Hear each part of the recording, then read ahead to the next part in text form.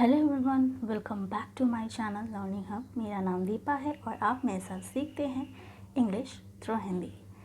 आज के हमारे इस वीडियो लेसन में सीखने वाले हैं टेंस। ओके, ये मेरी टेंस सीरीज़ की पार्ट 1 वीडियो है। आने वाले दिनों में हम टेंसेस को काफ़ी तरीके से सीखेंगे। टेंसेस ही नहीं बल्कि टेंसेस से रिलेटेड डिफरेंट टाइप्स के टेंसेस और इसकी टेंसेस की क्या एरर होती है, मिस्टेक्स होती है, कुछ प्रैक्टिस सेंटेंसेस, काफ़ी सारी चीज़ें हैं जो इस सीरीज़ के दौरान आप सीखने वाले हैं। फ़िलहाल ये पार्ट 1 वीडियो है और चलिए सीखते हैं इंग्लिश की टेंसेस। तो इस वीडियो को शुरू करने से पहले हम टेंस के बारे में एक बार जान लेते हैं कि क्या टेंस होती हैं। टेंस हमें बताती है कि कोई भी एक्शन किस समय हुई। ये हो सकती है प्रेजेंट टेंस में, पास्ट टेंस में या फ्यूचर टेंस में। बट इंग्लिश के जो टेंसेस है वो सिर्फ पास्ट, प्रेजेंट और फ्यूचर से काम नहीं चलेगा, क्योंकि इंडिविजुअल टेंसेस के सब कैटेगरीज होते हैं। मतलब प्रेजेंट के भी 4 टाइप्स होते हैं, पास्ट के भी 4 टाइप्स होते हैं और फ्यूचर के भी 4 टाइप्स होते हैं। मतलब आपको इंग्लिश में कॉन्वर्सेशन करने के लिए आपको कम से कम 12 टाइप्स ऑफ टेंसेस को अच्छे तरीके से समझना होगा और यही हो जाती है कन्फ्यूजन। लर्नर्स हमेशा कंफ्यूज हो जाते हैं और 2 टेंसेस को मिक्सड अप कर देते हैं और यही वजह है कि मैंने ये टेंस की सीरीज़ बनाई है ताकि आप जो 2 टेंसेस को रिलेट करके जो डिफरेंस है ना वो चीज़ें समझ पाए। फ़िलहाल हम इंडिविजुअल सेंटेंसेस को इस वीडियो में सीखेंगे। सिंपल प्रेजेंट टेंस सीखेंगे, ठीक है। बहुत ही बारीकी से स्टेप बाय स्टेप मैं आपको सिखाने वाली हूँ। बहुत ही ध्यान से आप समझिए, स्किप मत कीजिएगा वीडियो, ताकि कोई भी इंपॉर्टेंट चीज़ आपकी मिस आउट ना हो। अगर आप कई टाइम से टेंसेस को सीख रहे हैं और फिर भी आपको कन्फ्यूजन हो रहा है ना, तो आपकी ये वीडियो है ना बहुत हेल्पफुल होने वाली है। बहुत ही बेनिफिट लेने वाले हैं आप इस वीडियो से। आप ट्रस्ट मी, आप बस आराम से चीज़ों को सीखिए और समझिए।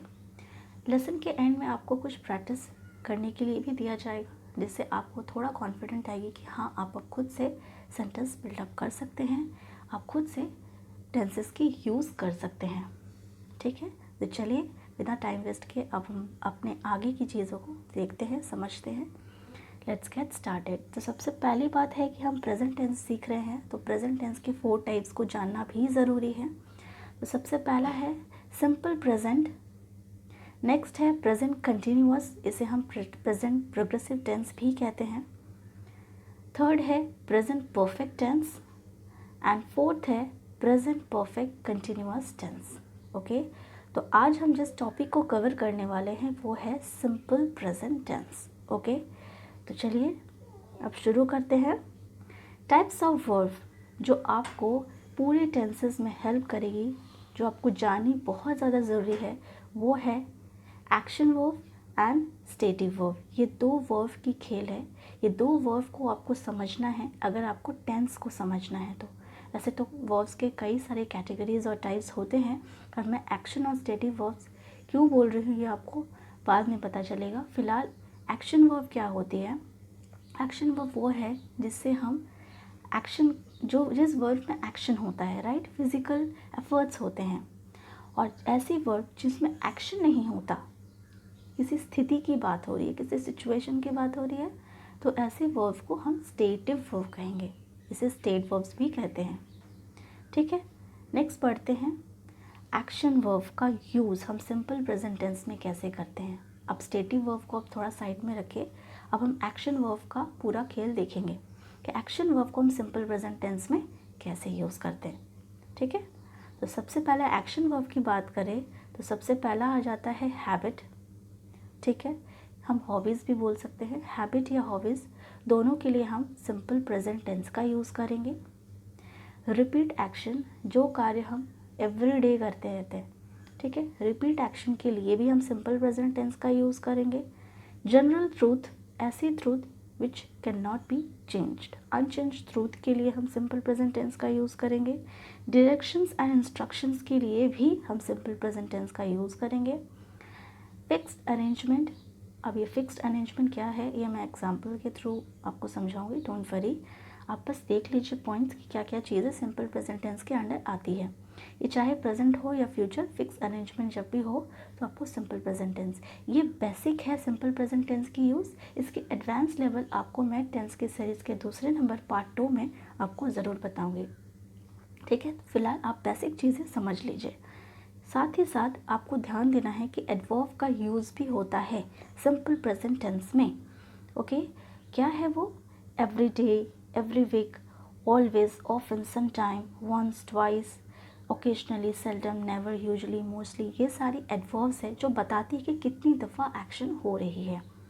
रोज़ रोज़ हो रही है, कभी कभी हो रही है, कभी कभार हो जाती है, ओकेजनली होती है, एक बार होती है, 2 बार होती है। जब हम इस तरह की फ्रिक्वेंसी ऑफ एडवर्ब की यूज़ करते हैं तो समझ लो कि ये सिंपल प्रेजेंट टेंस की ही सेंटेंसेस है। ठीक है, तो ये है। अब चलिए हम एग्जाम्पल से समझ लेते हैं इंडिविजुअली क्या है habit, repeated action, general truth, instructions, fix arrangement. ठीक है, तो एग्जाम्पल हो गया सबसे पहला हैबिट के लिए, I drink coffee at breakfast, मतलब ब्रेकफास्ट में मैं कॉफ़ी पीती हूँ। तो ये मेरा हैबिट है, मैं टी नहीं लेती, कॉफ़ी लेती हूँ। तो ये मेरा रोज़ाना का हैबिट है, तो हम सिंपल प्रेजेंट टेंस का यूज़ करेंगे।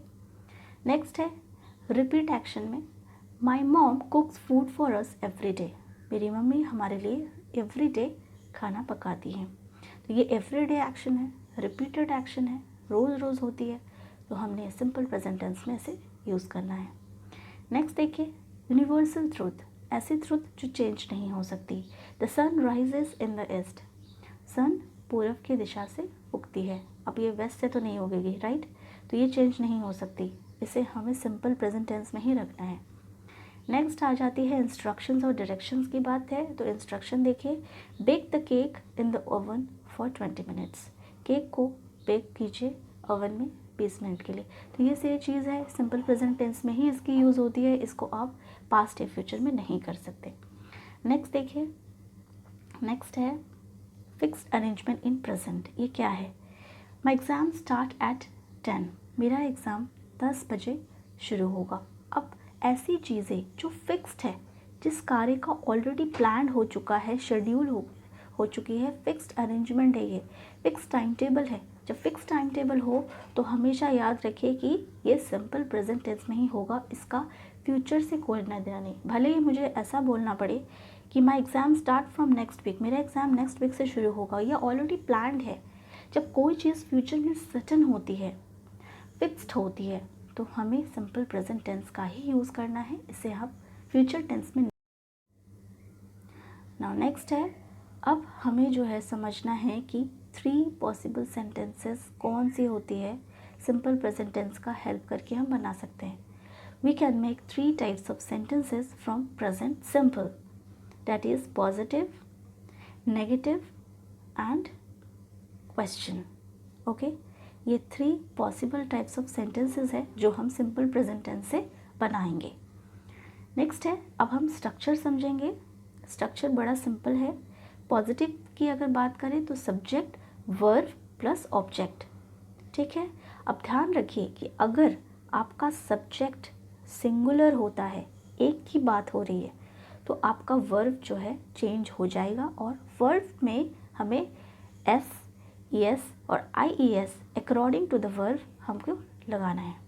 अब ये ई एस और आई एस का क्या फॉर्मूला है ये मैं आपको बाद में बताऊंगी, बट आपको ये चीज़ ध्यान में रखना है कि किसी भी सिंगुलर नाउन या प्रोनाउन के लिए आपको वर्ब चेंज करना है और वर्ब में या तो एस लगेगी या तो ई एस या तो आई ई एस लगेगी, ध्यान रखना है। एक्सेप्ट आई, भले ही आई एक के बारे में बात हो रही हो, पर आई के लिए ऐसी कोई रूल नहीं है, आई में हमें वर्ब का कोई चेंज नहीं करना है। ठीक है, यहाँ मैंने एग्जाम्पल भी दे दी है, ही, शी, इट, ये सारी प्रोनाउन है, सिंगुलर प्रोनाउंस है। द काउ ये हमारा सिंगुलर नाउन है, राम सिंगुलर नाउन है। तो ये सारी सिंगुलर चीज़ें, एक लोगों के बारे में बात हो रही है तो हमें वर्ब की चेंज करनी है। ठीक है, अब चलिए एग्जाम्पल देख लेते हैं। जैसे आई स्पीक इंग्लिश वेल, तो मैंने स्पिक्स नहीं कहा, स्पीक कहा, एस नहीं लगाई, क्योंकि आई के साथ कोई रूल ऐसी नहीं होती, वर्ब में कोई चेंज नहीं होता। वैसे ही we speak English well, you speak English well, they speak English well, he, she, it speaks English well, क्योंकि इसमें एस लगेगी, क्योंकि ये सिंगुलर के लिए हो रहा है, सिंगुलर प्रोनाउन है। राम स्पीक्स इंग्लिश वेल, यहाँ ये सिंगुलर नाउन है। ठीक है, अब चलिए एस ई एस का जो रूल है वो समझ लेते हैं। ऐसे तो जनरली सारी वर्ब्स के साथ हम एस लगाते हैं, बट ई एस कब लगाते हैं ये देख लेते हैं। अगर वर्ब की end S double S C H X या ओ से होती है तो हमें ई एस लगानी है। For example catch C H है, इसे हमने ई एस लगानी है। ठीक है, नेक्स्ट देखिए वर्ब अगर एंड होती है वाई से तो हमें वाई को हटाकर आई ई एस लगानी है।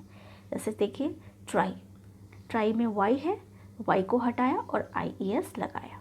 ठीक है, अब देखते हैं नेगेटिव सेंटेंस के स्ट्रक्चर्स को। नेगेटिव सेंटेंस के स्ट्रक्चर में ऐसा होगा, सब्जेक्ट डू या डज, फिर नॉट लगेगी, फिर प्लस ऑब्जेक्ट। ऐसे तो हम कॉन्ट्रैक्शन फॉर्म ही रखते हैं, डू नॉट को डोंट कहते हैं और डज नॉट को डजंट कहते हैं। ठीक है, अब देखिए डू का यूज़ कब करते हैं। डू का यूज़ हम प्लूरल नाउन या प्रोनाउन के लिए यूज़ करते हैं, और डज का यूज़ सिंगुलर नाउन या प्रोनाउन के लिए करते हैं, एक्सेप्ट आई। ओके, और अब देखिए सेंटेंस देखिए, आई डू नॉट या डोंट दोनों में से कोई एक यूज़ कर सकते हैं। जनरली डोंट का ही यूज़ सबसे ज़्यादा होता है।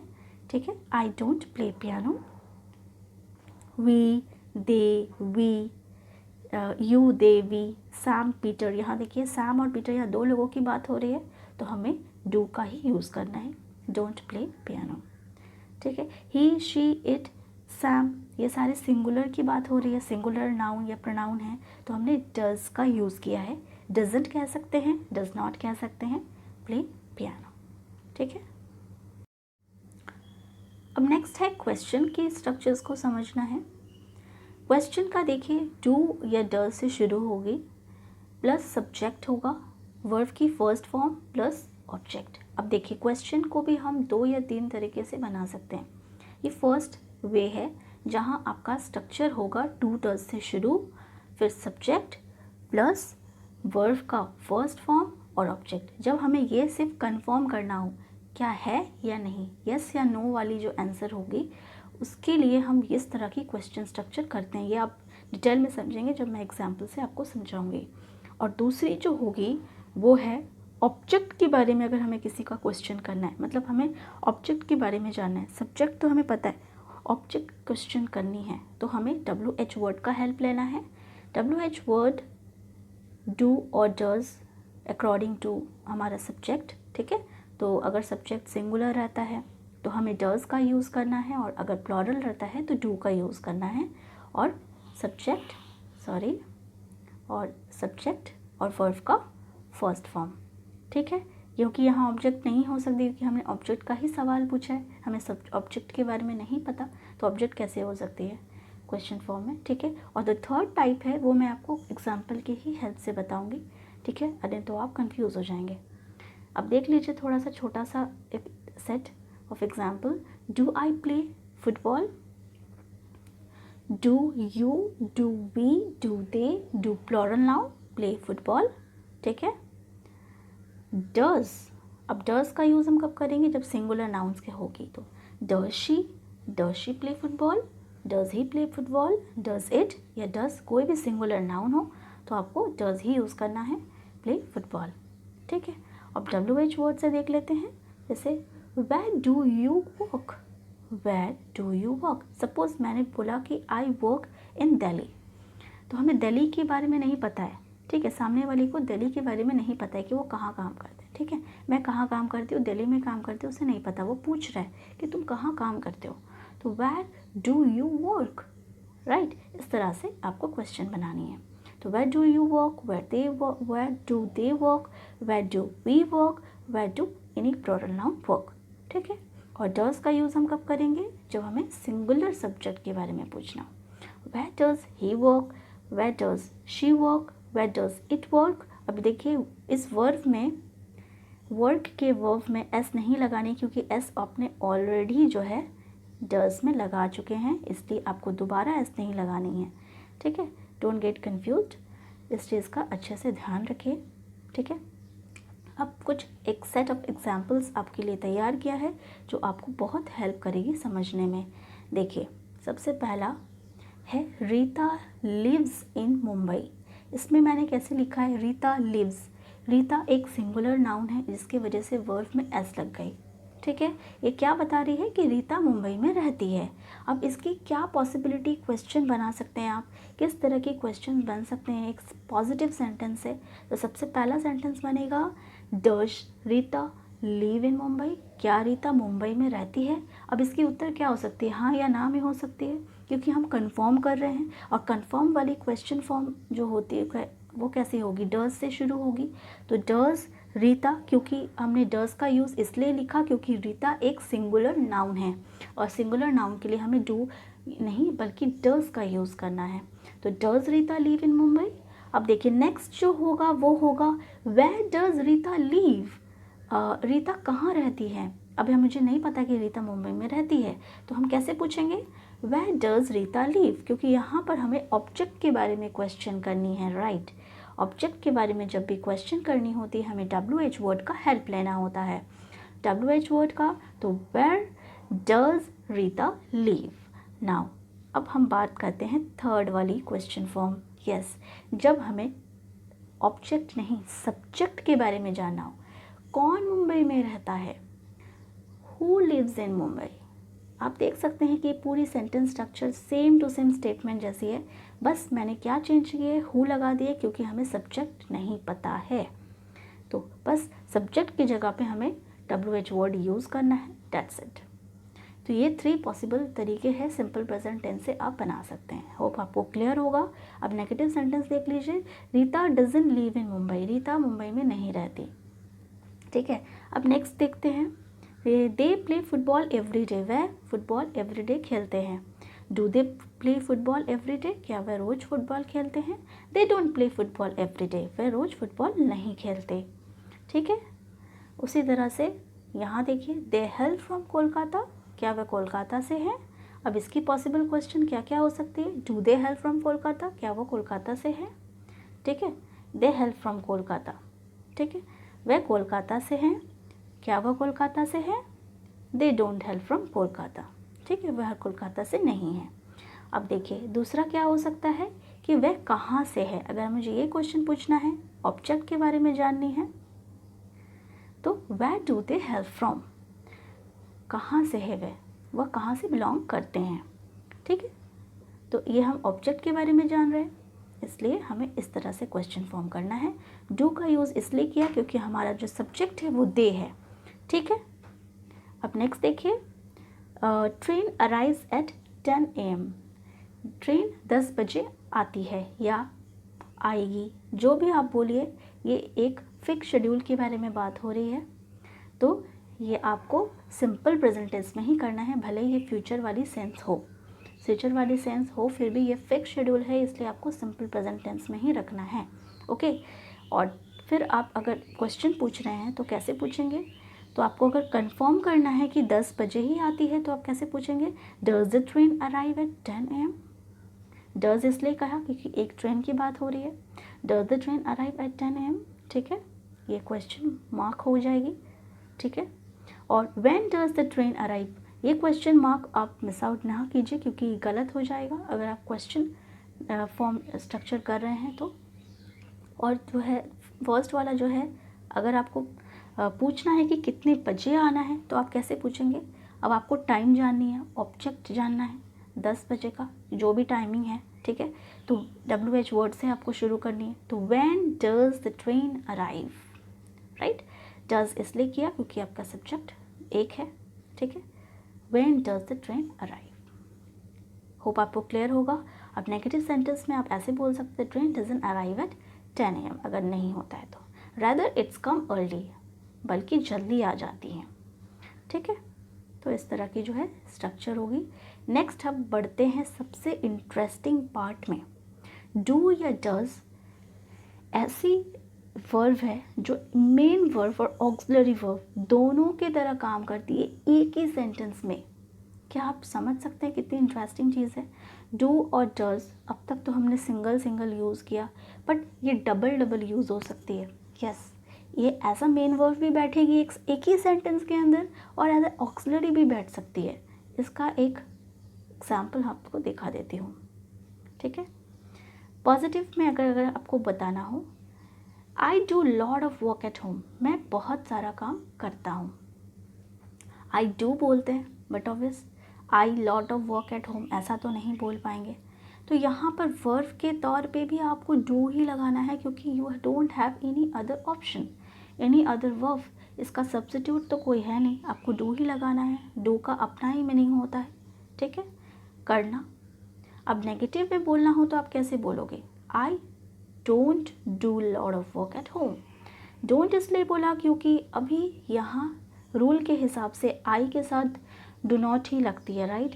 तो आई डोंट होनी चाहिए, आई डोंट। यहाँ वर्ब क्या है, आपकी डू है, तो आपने डू लगाया, lot of work at home, ठीक है। तो देखा आपने, डू की यूज़ 2 बार हो गई एक सेंटेंस में, ठीक है, as a main verb and as a auxiliary verb. आपका मेन वर्ब क्या है, ये है, ये मेन वर्ब है और ये ऑक्सिलरी वर्ब है, राइट।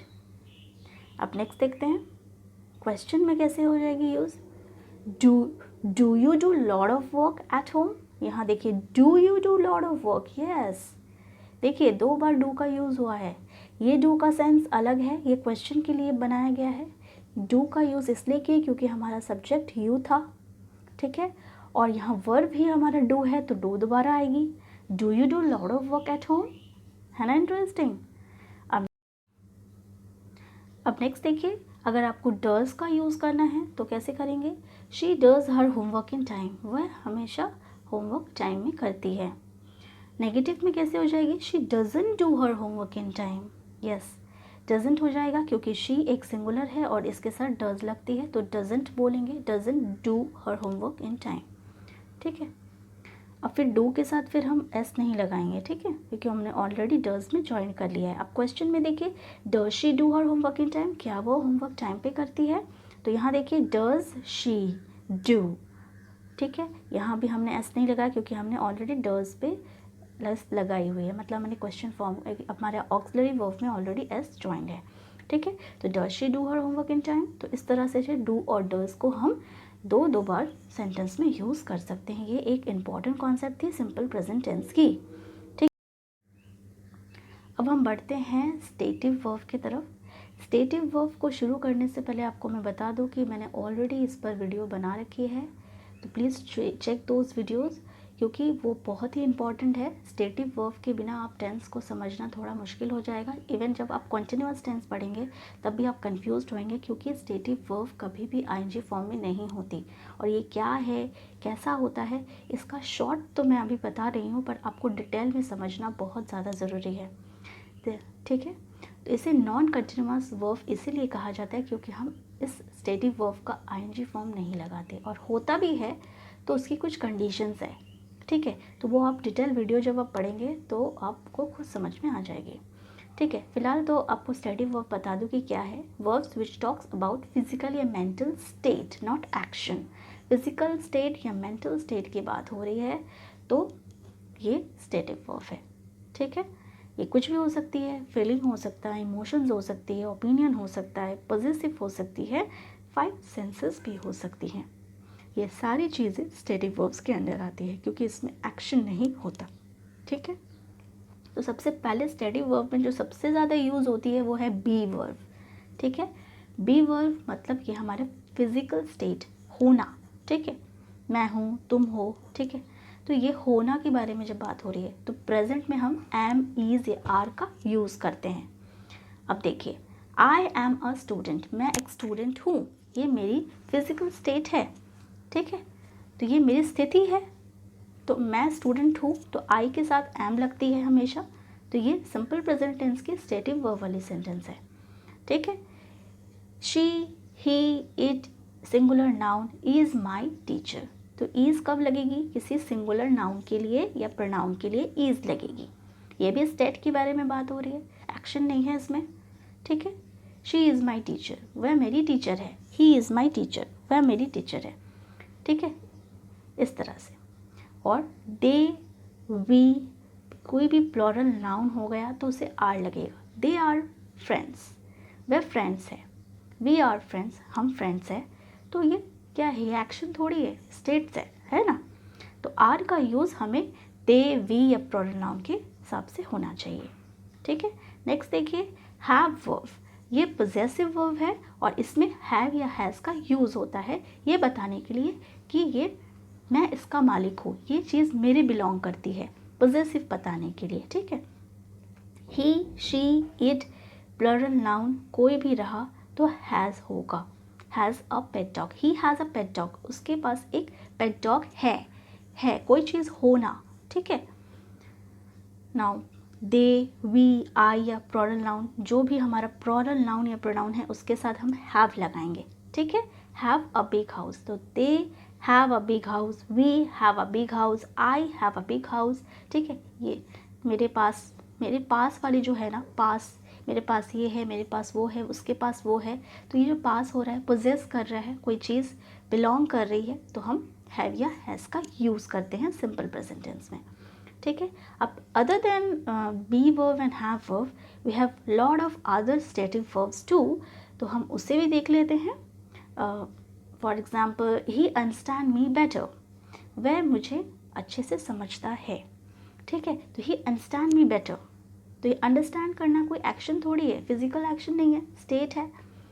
ठीक है, the cake taste delicious, the cake taste delicious, यहाँ एक केक की बात हो रही है, केक बहुत ही डिलीशियस है, इसकी टेस्ट डिलीशियस है। दिस ड्रेस कॉस्ट ₹500, एक ड्रेस की कॉस्ट के बारे में बात हो रही है, तो हमने एस लगाई है। ठीक है, और ये भी एक स्टेटिव वर्ब है क्योंकि इसमें एक्शन नहीं हो रहा। ठीक है, शी फील्स एग्जॉस्टेड, वो बहुत ही टायर्ड फील कर रही है, तो यहाँ पर शी इज़ फीलिंग एग्जॉस्टेड नहीं बोल सकते, शी फील्स एग्जॉस्टेड। यस, इसमें आईएनजी नहीं लगा सकते क्योंकि यहाँ फीलिंग की बात हो रही है, यहाँ स्टेट की बात हो रही है, तो स्टेट में हम आईएनजी नहीं लगाते, इसलिए हम सिंपल प्रेजेंट टेंस का ही यूज़ करते हैं। She feels exhausted. तो ये तो छोटा सा एग्जाम्पल था जो मैंने आपको बताया, जो बहुत ही ज़्यादा इम्पॉर्टेंट है। तो चलिए अब कुछ सेट ऑफ एग्जाम्पल से हम चीज़ों को समझ लेते हैं। पहला पॉजिटिव सेंटेंस है it seems hot, does it seem hot, it doesn't seem hot. Second है they have a new flat, do they have a new flat, they don't have a new flat. Next है she has a long hair, does she have a long hair, she doesn't have a long hair. अब यहाँ देखने वाली चीज़ ये है कि देखिए she has a long hair, उसके पास उसके लंबे बाल है। ठीक है, तो जब हमने क्वेश्चन फॉर्म किया तो डज, शी और फिर हैव लगाई, यस हैज़ नहीं होगी, फिर हैव हो जाएगी। ये है इम्पॉर्टेंट कॉन्सेप्ट जो आपको समझना है, और यही मिस्टेक्स करते हैं जनरली लर्नर्स। और जब हम नेगेटिव सेंटेंस कहेंगे तो शी डजेंट हैव हो जाएगी, हैज़ नहीं होगी, डजेंट हैव हो जाएगी। Okay, she doesn't have, it doesn't have, he doesn't have. ठीक है, डजेंट के साथ हैव लग जाएगा। ठीक है, have a long hair. Next है she is my mother, is she your mother. अब आप खुद से तो क्वेश्चन नहीं पूछेंगे, इसलिए क्वेश्चन आपको कोई और पूछ रहा है तो आप ऐसे क्वेश्चन पूछेंगे, is she your mother, yes she is my mother, she isn't my mother. ठीक है, नेक्स्ट है they are my student, are they your student, they aren't my student. ठीक है, they need help, do they need help, they don't need help. Hope आपको ये चीज़ें clear होंगी। ठीक है, अब हम चलिए कुछ प्रैक्टिस कर लेते हैं। अब आप प्रैक्टिस कीजिए। तो पहला क्वेश्चन है Peter and his sister dash the family car. आपके पास यहाँ ऑप्शन है टू हैव वर्ब का यूज़ करना है, टू हैव मतलब हैव वर्ब मतलब हैज़ या हैव, दोनों में से कोई एक होगी। अब देखिए यहाँ सब्जेक्ट क्या है आपकी, Peter and his sister, right. तो पीटर एंड हिज सिस्टर मतलब यहाँ दो लोगों की बात हो रही है, तो यहाँ क्या होना चाहिए, हैव या हैज़, यस हैव होगी। Peter and his sister have the family car. ठीक है, अब आप क्वेश्चन फॉर्म कैसे कर सकते हैं, ट्राई कीजिए। Yes, do Peter and his sister have the family car, yes do लगेगी क्योंकि यहाँ प्लूरल नाउन है। ओके, और do Peter and his sister के बाद हैव लगेगा। ठीक है, अब हम नेगेटिव कैसे कर सकते हैं? Negative sentence, Peter and his sister do not have the family car. Okay, अब नेक्स्ट देखते हैं। नेक्स्ट है आई डैश लेमनेड। लाइक होगी या लाइक्स होगी? यस, लाइक होगी, राइट। अब हम क्वेश्चन फॉर्म कैसे बना सकते हैं? Yes, do you like lemonade? Do लगाएंगे, क्यों? क्योंकि हमने हमारा क्वेश्चन फॉर्म हम खुद से तो नहीं कर सकते, कोई और आपके लिए कर रहा है। तो डू यू लाइक लेमनेड, तो उसकी आंसर क्या हो जाएगी? Yes, I like lemonade. ठीक है, और नेगेटिव में क्या हो जाएगा? आई डू नॉट लाइक या डोंट लाइक लेमनेड। ठीक है, अब नेक्स्ट बढ़ते हैं। Third, my father dash breakfast every weekend. क्या होना चाहिए? मेक या मेक्स? Yes, makes. क्यों? क्योंकि हमारा सब्जेक्ट सिंगुलर है। अब क्वेश्चन कैसे पूछ सकते हैं आप? Does your father make breakfast every day? Yes, आपको यहाँ पर एस नहीं लगानी है क्योंकि आपने डज में ऑलरेडी लगा चुके हैं। अब नेक्स्ट देखते हैं, नेगेटिव सेंटेंस में कैसे करेंगे? My father doesn't make breakfast every weekend. Yes, doesn't make, क्यों? क्योंकि अभी आपका सब्जेक्ट सिंगुलर है, तो आप डज से करेंगे।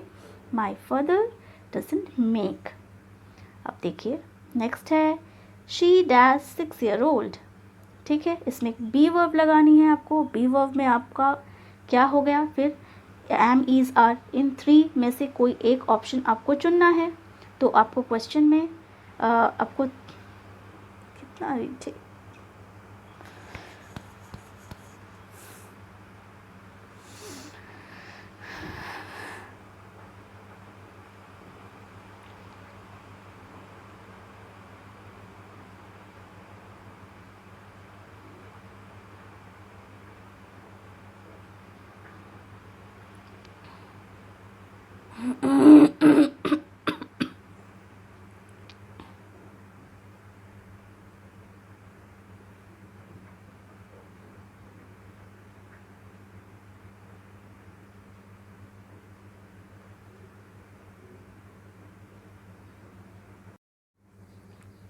अब नेक्स्ट है शी डैश 6 year old। इसमें बी वर्ब लगानी है। जब भी आपको बी वर्ब लगाना हो, आप समझ जाइए कि एम, इज या आर से कोई एक होगा। तो शी है, तो शी के साथ हम क्या लगाएंगे? यस, इज लगाएंगे। तो शी इज़ 6 year old। तो क्वेश्चन कैसे बना सकते हैं? Is she 6 year old? क्या हम अब कंफर्म कर रहे हैं, राइट? तो हम कंफर्म करने के लिए इज शी 6 year old, पर अभी हमें जानना है कि वो कितने साल की है। तो हम कैसे पूछेंगे? How old is she? Yes, how old is she. ठीक है, negative, she isn't 6 year old। ठीक है, अब नेक्स्ट देखते हैं, the film dash at 8 o'clock। तो यहाँ क्या होना चाहिए? हमारा फिल्म हमारा सिंगुलर है, इसलिए हमारा वर्ब एस लगेगी, बिगिन्स। अब क्वेश्चन कैसे बोलेंगे?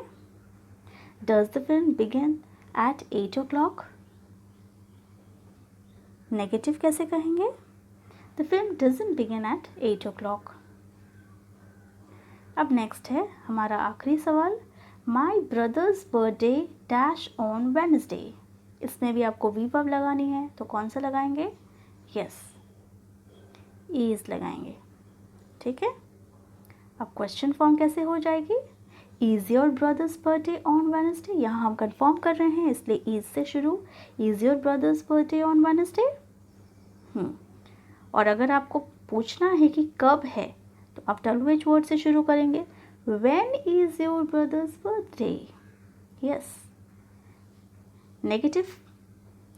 My brother's birthday isn't on Wednesday. Okay. Hope आपको क्लियर होगा। अब आप घर पे भी प्रैक्टिस कीजिए और मुझे कमेंट करके भी एक सेंटेंस स्ट्रक्चर कीजिए जिसमें पॉजिटिव, नेगेटिव और क्वेश्चन तीनों होने चाहिए, ताकि मुझे भी पता चले कि आपने कितना सीखा है।